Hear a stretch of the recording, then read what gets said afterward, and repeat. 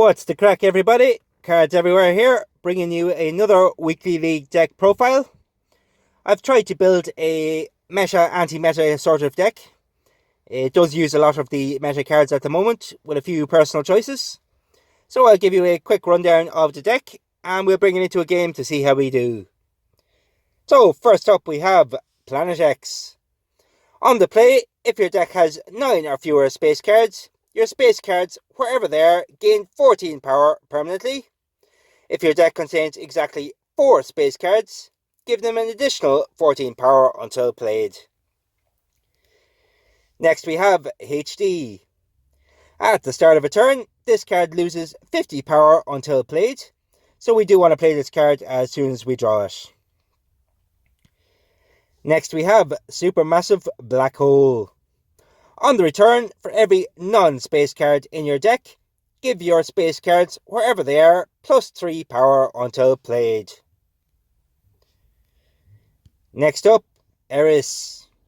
On the draw, your space cards, wherever they are, lose 10 power permanently, and on the return, your space cards, wherever they are, gain 20 power permanently. Very, very good card in this deck. Next of these space cards, Terminator. On the draw, this card gains 40 power permanently, and on the return, if it's the last turn of a round, this card costs -2 energy permanently.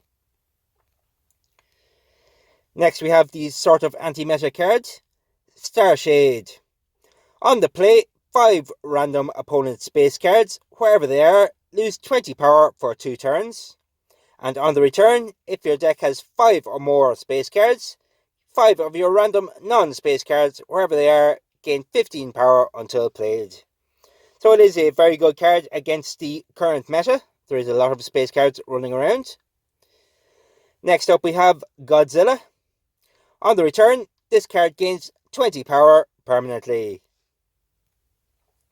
And the last of the space cards is Sputnik 1. On the play, your opponent's space cards in hand lose 40 power this turn. I do like to try and hold on to this card until your opponent plays at least 2 space cards to get a decent bit of the effect. Next up we have some history cards. First up, Saturnella. On the play, if played between any history and any space card, your history and space cards, wherever they are, gain 18 power until played. And on the return, your history and space cards, wherever they are, cost +1 energy until played. Next is Bonnie and Clyde. On the draw, all cards in your opponent's hand lose 4 power permanently, and this card gains 20 power permanently. And if you are losing the round, you repeat this effect. Next is Identity Theft. On the play, for every legendary card in your opponent's deck, up to a maximum of 10, your cards in hand gain 4 power until played. Very good card. There's a lot of legendary cards running around at the moment. Next up we have the Fusion, Joan of Arc. On the draw, a random card in your hand gains 55 power until played. It's just a fairly decent history beat stick. Next up, the Warminster Thing. On the play, for every space card you have played this game, up to a maximum of 15, your Weird World cards in hand gain 5 power until played, and on the return, your Weird World cards, wherever they are, cost +2 energy permanently. It is the only Weird World card in the deck, but I do find it has been working well. Next up we have Decimation. On the play, if you are losing the round, a random card in either player's hand loses 300 power this turn, and it's revealed before scoring, so you can see what it's going to hit before you play it.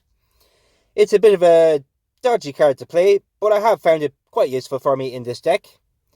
I do prefer over Shinigami for this current deck, as it does get more boosts from Tully Monster and Dark Web.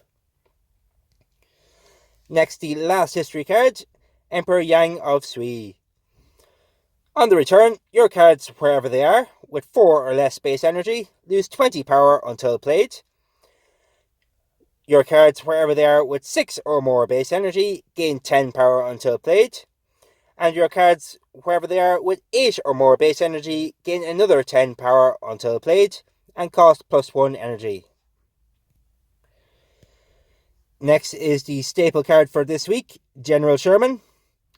On the play, your opponent's cards, wherever they are, with 50 or more base power, lose 30 power this round. Second to last is Tully Monster. On the draw, your cards, wherever they are, with 70 or more base power, gain 22 power until played. And on the return, your remaining cards in hand, with 7 or more base energy, cost -2 energy for 3 turns. And last up we have Dark Web. On the play, for each card in your opponent's deck, with a base power of 60 or more, up to a maximum of 5, your cards, wherever they are, with 60 or more base power, gain 3 power permanently. So guys, that is the deck. Let me know what you think down in the comments. And also, I would like to thank everyone for getting me over 100 subscribers. I am truly appreciative. I never would have thought I'd get this far, but here we've done it, folks. And it's all thanks to you. So thank you very, very much. So it looks like we've found a real opponent. So let's see what this deck can do. Round 1 in the Life on Land arena. Looks like the opponent has the Chupacabra. So we'll retaliate with our General Sherman, the Starshade, and the Sputnik, since he is playing 2 space cards. Looks like we have done some fairly decent damage to him. So we do pull ahead already. And the Starshade will give a nice little boost to 5 of our random non-space cards. There's our Saturnella. And Supermassive. And Tully will give a boost to Planet X. But we will play the Supermassive, the Saturnella, and the Emperor Yang. Not a super strong starting hand, but this deck can get up to 700 or 800 power a turn in the latter portion of the game. Not sure what the opponent is playing. It does seem to be some sort of variation on the meta. I don't know why he's playing 2 ocean cards, but we'll have to wait and see. Maybe he has some sort of lock variation with the blue dragon. So it locked the Tully Monster. I'm not too upset about that. There's our Bonnie and Clyde. So I think I'll play the HD, the Planet X, and the Bonnie and Clyde for a 5/4/4. We'll hope that's enough. The opponent might have a Grail. We'll have to wait and see. No, it's a Rapunzel. So it looks like we have the first round in the bag. And the deck only gets stronger from here. So next round we should be doing 500 to 600 a turn, I think.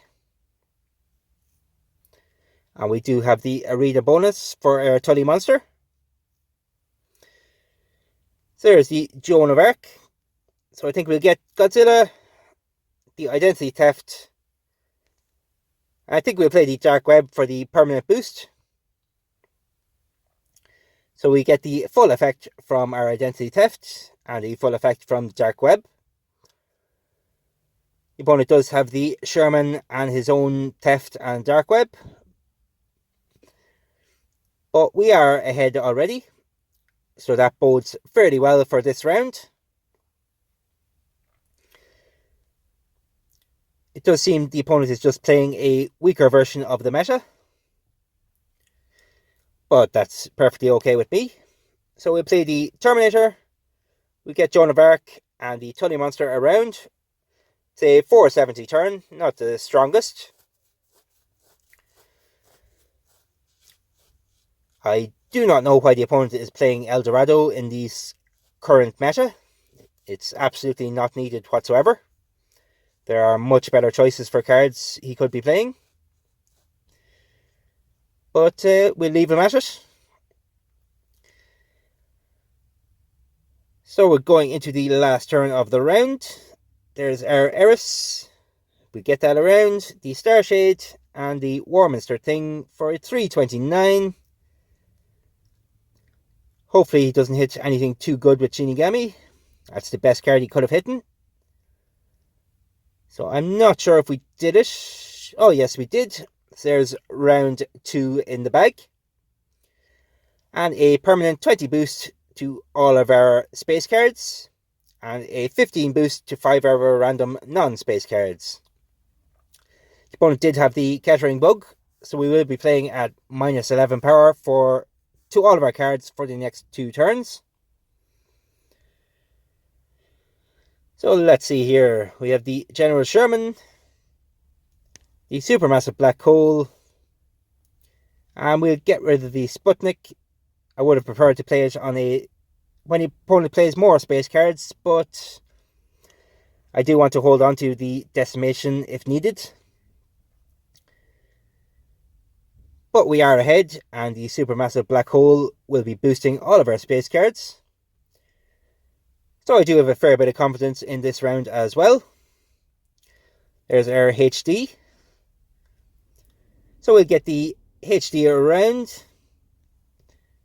We'll play Saturnella and Emperor Yang. So 287, not the strongest hand. But we do get the boost from Saturnella, so we maintain our lead. Hopefully the opponent locks the Decimation, but I think we'll be okay no matter what he locks. It was the Planet X. That is a little unfortunate. But there's our Godzilla and Bonnie and Clyde. So I think we'll be playing both of them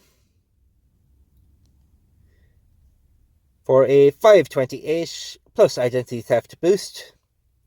We'll have to hope that's enough. And it looks like it is just about. Yes, it is. So there we have it, folks. That's my Meta Anti-Meta deck. It has been doing fairly well for me. So I will leave the deck code in the description. So let me know what you think if you can build it.